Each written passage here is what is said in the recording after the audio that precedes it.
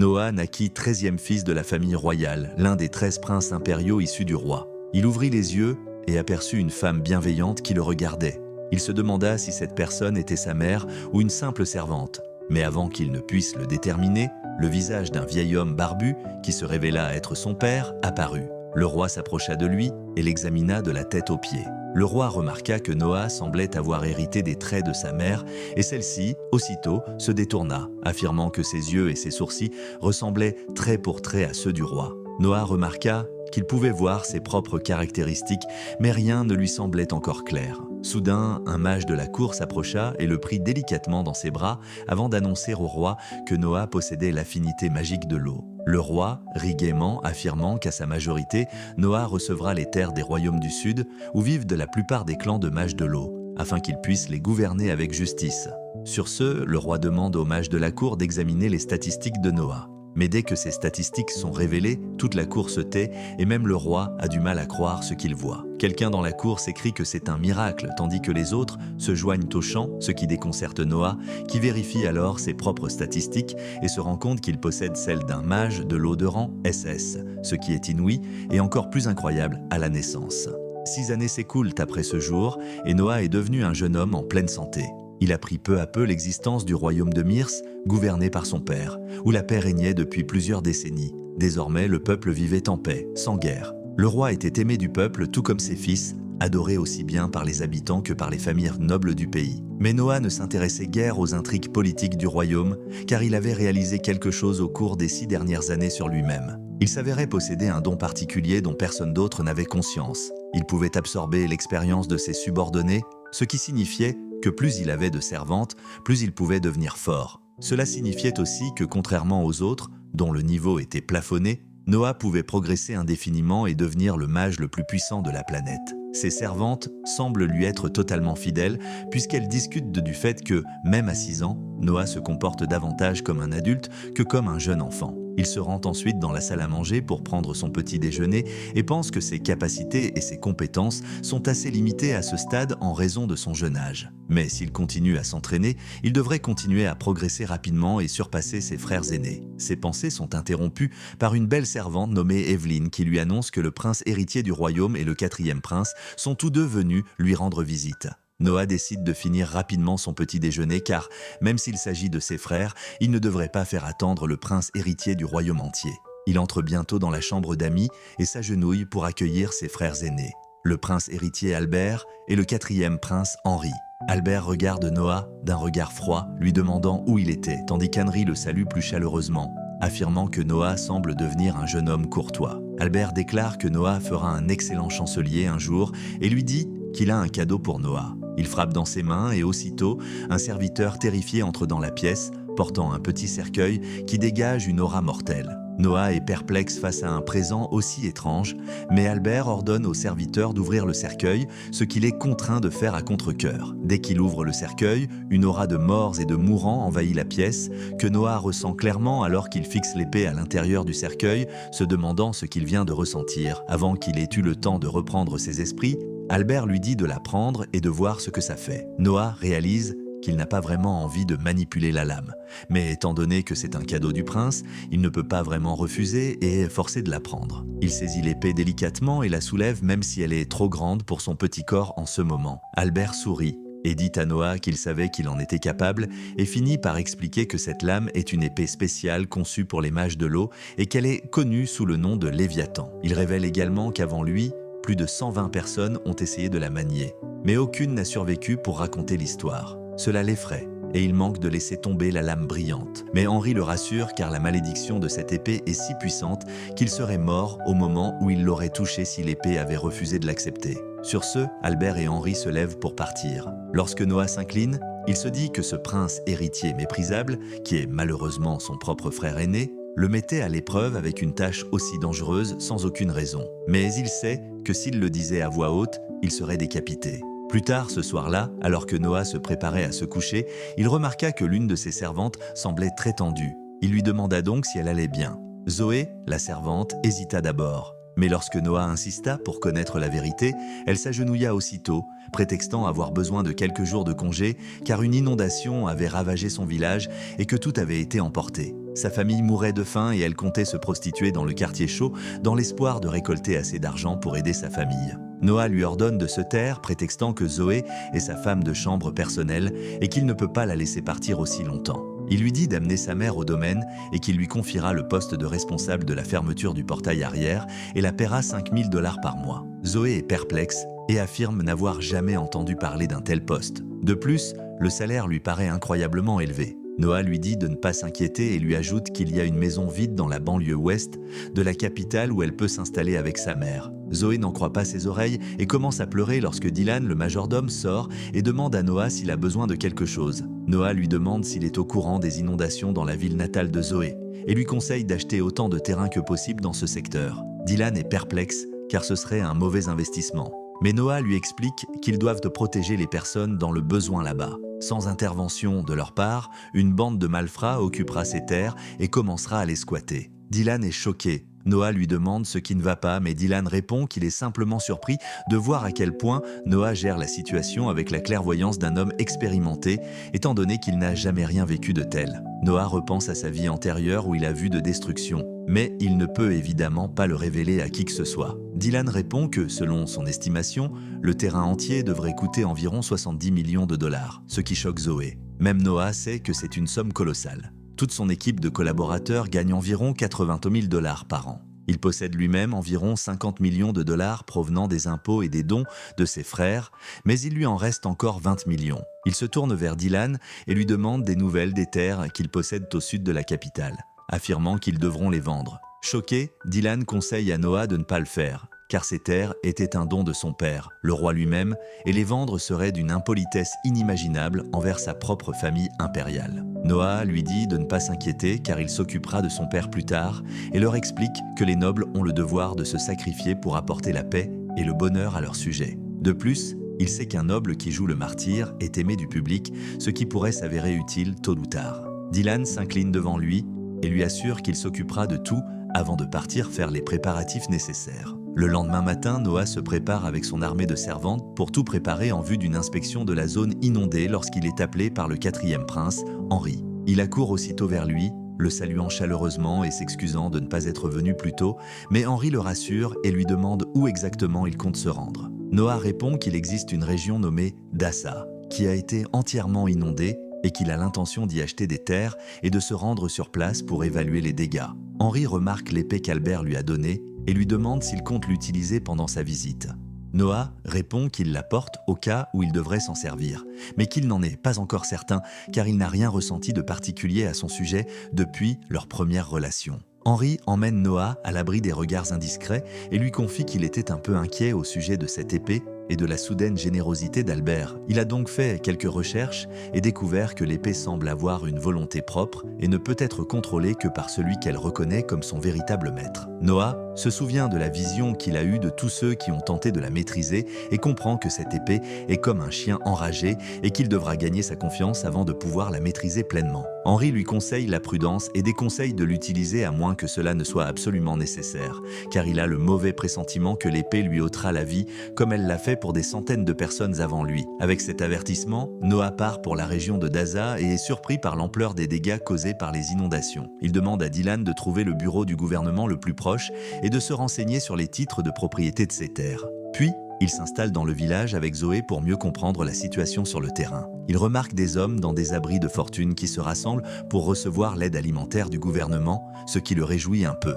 Mais sa joie disparaît complètement lorsqu'il goûte à la bouillie immonde qu'on leur sert. Il n'arrive pas à croire que le gouvernement puisse avoir des exigences aussi basses et compte bien demander à parler au responsable local. Par chance, le fonctionnaire local nommé Lord Garl arrive dans les environs pour une inspection. Noah s'attendait à ce qu'il prenne des mesures contre la piètre qualité de la nourriture. Mais à sa grande surprise, l'homme se boucha le nez et jeta un coup d'œil au porridge avant de déclarer qu'il était suffisant, ce qui fit le bonheur des cuisiniers qui profitèrent de la situation. Le chef cuisinier lui annonça que son repas était prêt au manoir et Garl décida aussitôt de partir pour le festin qui l'attendait. Noah ne put le supporter et alla immédiatement confronter l'homme. Il traita Garl de petit salaud corrompu avec une minuscule pisse, ce qui le toucha là où ça faisait le plus mal. Et l'homme à l'ego fragile dégagea aussitôt une épée vers Noah. Noah appela aussitôt l'épée Léviathan qu'Albert lui avait donnée, espérant qu'elle le tuerait. Et l'épée vola aussitôt vers lui. Au début, Il pensait que l'épée lui obéirait sans résistance. Mais il prit soudain conscience de la véritable force de l'épée qui se mit à lui résister, le brûlant de sa puissante aura sinistre. Noah, cependant, refusa de reculer et poursuivit son combat, parvenant finalement à vaincre l'épée et à prendre le contrôle de la lame légendaire une fois pour toutes. Dès lors, Garl n'eut aucune chance, car Noah para facilement son attaque et décida que la peine pour avoir trompé les habitants en une période de désastre n'était autre que la mort. D'un seul coup, Noah trancha la tête, choquant toutes les personnes présentes. Immédiatement, les gardes commencèrent à les encercler, et il aurait été lynché. Mais il planta l'épée dans le sol, créant un trou incroyablement profond dans la terre, stupéfiant tout le monde. Le chaos attira l'attention du chevalier nommé Rowan, récemment nommé gérant de la région. Et il reconnaît immédiatement Noah et se prosterne à ses pieds. Tous sont surpris, mais il l'imite de bientôt, s'agenouillant devant lui, tandis que Noah dit à Rowan que la première chose qu'il doit faire est de s'assurer que tous ici aient de la bonne nourriture. Rowan s'excuse aussitôt pour son oubli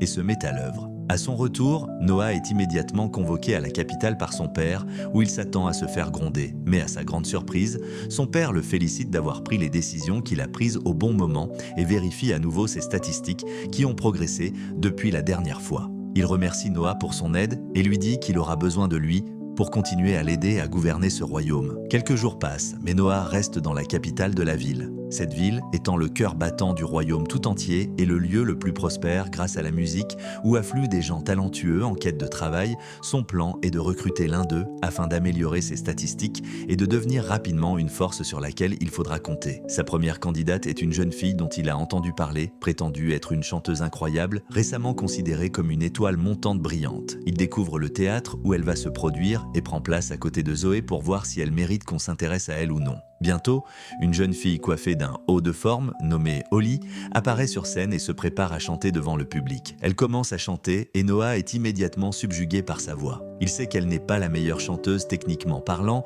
qu'il ait jamais entendue, mais elle est assurément la chanteuse qui semble vraiment aimer son métier. Il pense qu'avec une formation et un encadrement adéquat, elle peut atteindre l'excellence et commence à envisager de la prendre sous son aile. Avant même que le spectacle ne soit terminé, une bande de voyous fait irruption dans le théâtre et crie à Holly de la fermer. Toute la salle retient son soupir, se demandant ce que ces bandits veulent. Holly reste là, terrifiée, tandis que les voyous se dirigent vers la scène. Un des employés tente d'intervenir, mais le gros le repousse immédiatement avant de monter sur scène. Il lui hurle de payer, affirmant que chanter sur ces scènes ne lui rapportera pas assez d'argent pour rembourser les dettes de son père. Elle frissonne et le supplie de la laisser partir, car elle essaie de gagner de l'argent et qu'elle les remboursera bientôt. Mais le gros lui rétorque que c'est une façon minable de gagner de l'argent et que si elle veut s'enrichir rapidement et facilement, elle n'a qu'à créer un compte sur les réseaux sociaux et y publier des photos aguicheuses, des selfies, voire même des photos de son bain. Elle lui explique qu'elle est une fille respectée et que le monde de la musique ne se rabaisserait jamais à faire une chose pareille. Mais le gros la menace de lui casser les deux jambes si elle n'obéit pas. C'est alors que Noah décide d'intervenir et ordonne au gros de s'éloigner immédiatement de la fille.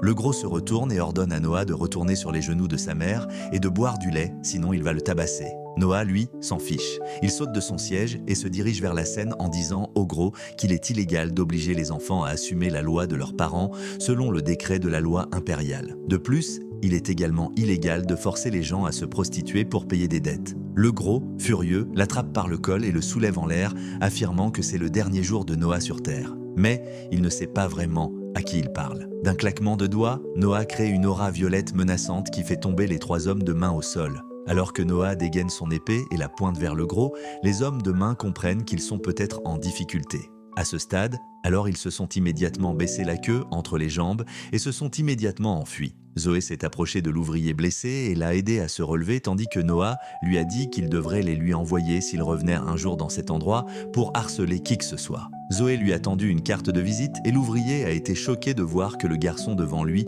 était en fait un prince de ce royaume. Noah, cependant, n'a pas vraiment prêté attention à ces festivités et s'est tourné vers Holly pour lui demander quels étaient ses frais mensuels. Elle a réfléchi un moment, considérant le fait qu'elle devait également s'occuper des soins de sa mère, et a répondu que ses frais mensuels devraient s'élever à environ 600 $. Noah lui a dit qu'il lui verserait 2500 $ par mois pour qu'elle puisse travailler son chant et s'améliorer. Elle est choquée d'entendre cela et n'en croit pas ses oreilles, tandis que Noah lui annonce que son salaire augmentera également à mesure qu'elle progressera en musique. Sur ce, il lui demande de terminer la chanson car il aimerait beaucoup entendre la fin, puis il retourne à sa place. Plus tard dans la soirée, de retour chez lui, il est accueilli par ses servantes. Soudain, il remarque que les voyous de l'après-midi inclinent la tête jusqu'au sol, implorant une audience pour s'excuser. Il sait que ce n'est qu'à cet instant qu'il réalise qu'il est le prince du royaume, mais il décide de ne pas leur accorder d'attention et ordonne à sa servante de les congédier, affirmant qu'un prince n'a pas de temps à perdre avec des inconnus. À ce moment précis, son frère aîné, Henry, arrive également, affirmant qu'il a pris la bonne décision car il perdrait de son autorité de prince s'il parlait à ses plébéiens à chaque fois qu'il le souhaite. Noah lui dit que ce n'était pas la seule raison pour laquelle il a décidé de les éconduire et explique qu'il veut qu'ils pensent qu'il est toujours furieux de la bêtise qu'ils ont faite à la fille aujourd'hui et que cela pourrait les dissuader de l'embêter à nouveau. Henry demande qui est cette fille et pourquoi il semble si intéressé par elle. Il affirme qu'elle est une très bonne chanteuse et qu'il pense qu'elle pourrait être un atout pour le royaume si elle continue à progresser. Henry sourit en affirmant qu'il est très jeune mais qu'il réfléchit déjà aux complexités de la situation comme un adulte. Il mentionne que Gary a presque son âge mais qu'il se comporte comme un enfant et qu'il est loin d'être aussi intelligent que lui. Noah répond poliment que Gary comprendrait bientôt la situation. Il sait que même s'il les appelle ses frères, Henry et Gary sont de vrais frères de sang puisqu'ils ont la même mère tandis que lui a une mère différente. Henry oriente alors la conversation vers son épée, affirmant qu'il ne pensait pas que ce soit possible, mais que Noah semble vraiment la maîtriser. Il demande ensuite où est l'épée et comment il la porte puisqu'elle est censée être trop grande pour lui. Noah se lève et montre comment il fait, utilisant rapidement sa magie pour faire apparaître l'épée juste devant son frère. Henry est choqué car c'est la première fois qu'il voit quelqu'un sortir quelque chose de nulle part et il demande jusqu'où il l'a enfoncé et si ça fait mal. Noah lui explique que ce n'est rien de tout cela et il réduit simplement l'épée à une petite taille avant de la cacher dans sa manche. Henry reste sans voix et se rassoit lourdement, déclarant avec un soupir que Noah l'étonne car cette épée était considérée comme maudite et rangée avec tous les autres trésors nationaux depuis plus de 2 siècles et personne dans l'histoire écrite n'est connu pour avoir vaincu cette lame. Plus tard dans la soirée, Noah décide d'aller à une fête à laquelle il est invité et aperçoit les hommes de main toujours au sol. Le gros se met à nouveau en colère car on l'ignore constamment et hurle qu'il peut le tuer où il veut, alors il devrait arrêter de faire le malin. En guise de représailles, Noah libère simplement une infime quantité d'énergie de son épée, ce qui fait immédiatement tomber le gros à genoux. Noah monte ensuite dans la calèche et arrive bientôt à destination où un vieil homme nommé Ray l'accueille. La salle de bal s'anime immédiatement d'excitation à l'annonce de la présence du 13e prince. Ray interroge Noah sur l'épée qu'il porte et celui-ci répond qu'il s'agit de l'épée légendaire que l'on croyait maudite et qui lui a été offerte par le prince héritier Albert. Cette révélation impressionne immédiatement l'assemblée, qui se met à parler de l'importance d'un tel cadeau reçu du prince héritier. Un des hommes présents, à l'ego fragile, débite aussitôt des inepties, affirmant que l'épée n'est sans doute qu'une réplique, sans se rendre compte qu'il parlait si fort que tout le monde dans la pièce pouvait l'entendre. Le brouhaha de la pièce s'estompe complètement et tous les regards se tournent vers Noah, tandis que l'homme commence à se faire dessus en se demandant ce qui va se passer maintenant. Noah ne lève même pas le petit doigt, mais soudain, une aura mortelle jaillit de son épée et enveloppe toute la pièce, les plongeant dans une transe. Noah ordonne immédiatement à l'épée de s'arrêter et l'aura disparaît. Ray, surpris par ses pouvoirs, affirme que toutes les personnes présentes dans la pièce se sentent un peu plus proches de la mort. Un peu plus tard, Noah s'assoit sur un petit trône tandis que tous les occupants de la pièce s'approchent de lui pour lui rendre hommage et obtenir sa faveur. Ils lui paraissent tous plutôt ennuyeux. Mais finalement, un homme blond nommé Alan s'avance et se présente, ainsi que sa fille adoptive, Cindy. La jeune fille sembla alertée par la présence de Noah, mais celui-ci décida de l'ignorer et lui demanda comment il avait fait pour l'adopter. Alan expliqua qu'il l'avait achetée à l'origine sur un marché aux esclaves, mais qu'elle avait fait preuve de beaucoup de volonté et de détermination, et qu'elle apprenait très vite tout en étant socialement intelligente. Comme il n'avait pas d'enfant, il avait décidé de l'adopter comme sa propre fille. Noah lui sourit, affirmant qu'il adorait ce genre d'histoire et invita le duo à le suivre dans son manoir pour poursuivre la conversation. Alan semblait ravi d'être le seul à être reconnu parmi tous. Mais Noah confia à Ray que la principale raison pour laquelle il les avait reconnus était que Cindy était consciente de son pouvoir. Il le démontra en libérant un peu d'énergie de son épée.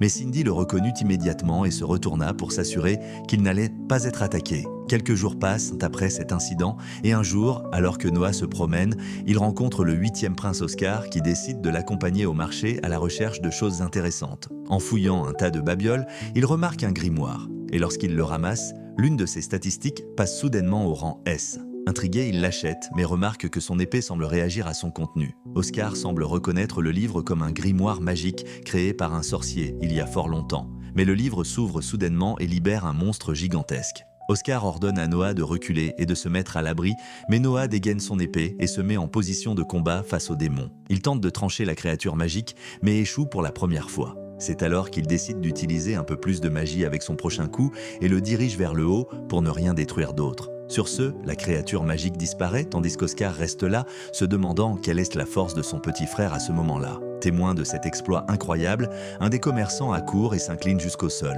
Il demande à Noah de jeter un coup d'œil à un objet qu'il a dans sa boutique, qui pourrait bien être un trésor. Il emmène les princes dans sa boutique et leur montre une bague magique, affirmant que cette bague n'a encore accepté personne comme propriétaire et demande à Noah de l'essayer. Noah passe la bague à son pouce et immédiatement, la magie s'active et son corps entier se trouve recouvert d'une magnifique armure. Le commerçant est choqué, mais Noah apprécie beaucoup l'objet et l'achète sur le champ. Oscar, cependant, refuse de le laisser payer, affirmant que c'est un cadeau de sa part. Ceci étant dit, il décide de retourner au théâtre pour voir Oli chanter.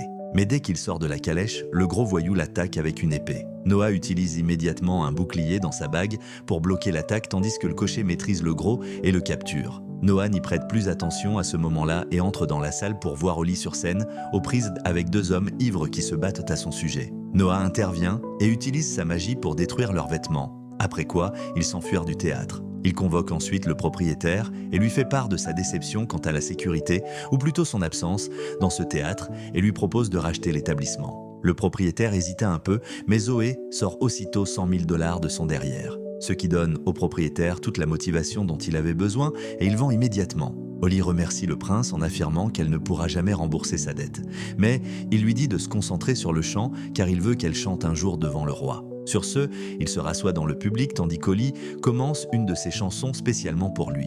Mais c'est là que cette vidéo se termine. N'oubliez pas d'aimer et de vous abonner à la chaîne. Merci d'avoir regardé et à bientôt.